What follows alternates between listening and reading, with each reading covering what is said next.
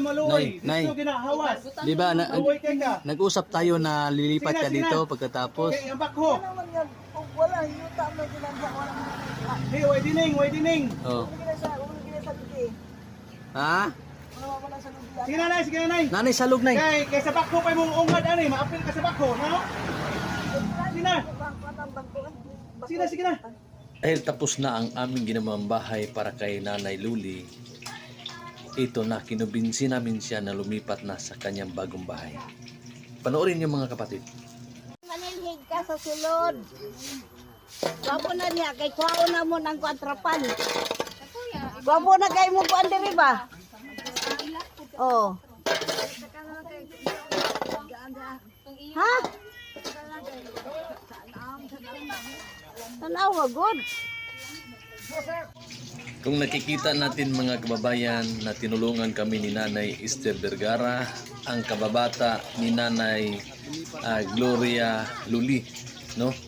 Para palipatin na si Nanay Gloria sa kanyang bagong bahay.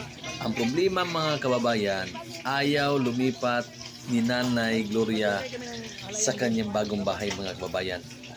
So ali ka na Nay, labas na tayo Nay. Kasi pagkatapos nandun ka na, magbili ako ng haplas sa'yo Nay.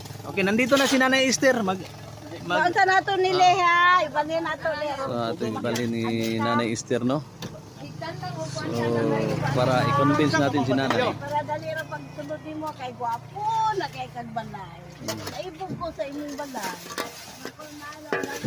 Nay, salin na kayo ba diyan ani? Yo, kay gubo na wala nagbalay sa koko. Lamig lang, okay na. Wala na siya underwear, no? Eh, na sa kurtina. Ha? Ano sa kurtina? Nami daan kurtina ito ba? Pwede buksan na rin. Ang sunod. Para gwapo tanang suit. Dali na kay luoy kay kadya. Dagan na mo. Ano Nay? Dali, dapon ta ka dali. Dali indaylo. Ha? Okay, sige, dagan dali, dagan. Tanaw, tingnan. Mudagan lang daw siya. Lahinay. Slowly but surely, Nanay Luli. Ali.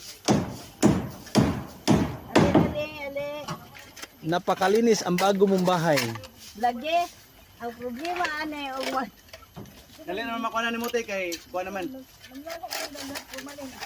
Purbalin taka ra mo. Umot daw ni. Halingan ang sagbot. Kadaghan kay kag sagbot. Dali na.